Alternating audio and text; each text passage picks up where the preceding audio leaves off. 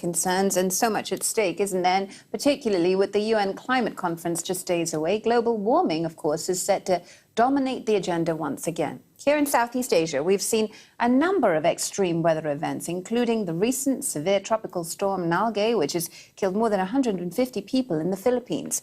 A new survey of people from across the region has revealed that Southeast Asians are very concerned about climate change and the threat that it poses. And we can speak now to Sharon, Seah, Senior Fellow and Coordinator of the ASEAN Studies Centre at the Yusof Ishak Institute right here in Singapore. It's wonderful to get you on the programme, Sharon. And I'm just intrigued in terms of the initial findings in your survey. What were the main concerns of people in this region when it comes to climate change? Well, definitely no glaciers here in Southeast Asia, but strong elevated concerns across the region. More than 90% expressed these concerns that climate change is a serious and immediate threat to their well-being and an important issue that deserves attention. There's a strong sense of urgency in this region. And people are facing extreme weather impacts, as you mentioned, floods, heat waves, rainfall-induced slides. Yeah, we've seen a number of those, haven't we, just in this year alone. And Sharon, what do people want their governments to do? What action do they want to see them take? They want national governments and businesses and industries to take that action and bear those costs. Only over 18% say that governments are paying enough attention. They want governments to encourage businesses to adopt green practices and allocate more public financial support to low carbon solutions. For the private sector, they want to see them green their supply chain practices and greater investments in R&D. In terms of the countries that, showed respondents particularly concerned, were you surprised by any of the findings in terms of the nations that perhaps wanted to see more action on this than others?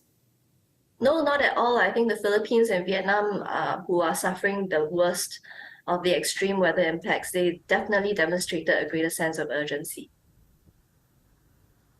And what about the other countries in terms of who might want to be the leader or who people in the region see as the leader on climate change in Southeast Asia? Well, when polled, Singapore was seen as a potential regional leader by every country except Indonesia. Over 50% of Indonesians chose their own country.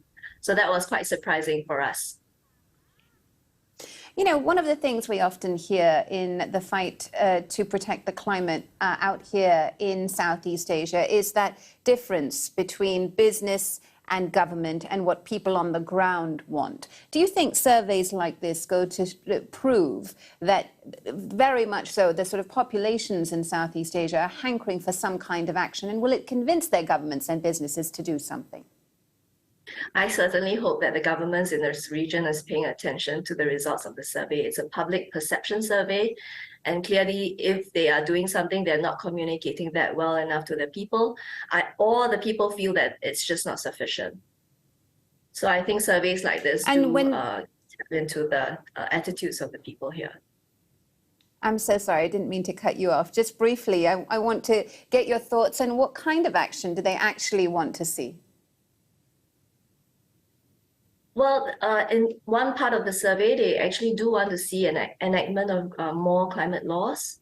And in another one, when we asked whether they will be accepting of a carbon tax, that's pretty surprising for us as well, because Southeast Asians are actually more accepting of the carbon tax than we think, particularly under this climate of recovering from the pandemic. And the other interesting thing is that, the higher the educational attainment and the higher the socioeconomic status, the greater the acceptance of a carbon tax. So I think governments need not worry if they were planning to use some form of a carbon pricing instrument, that there's less resistance as we had thought.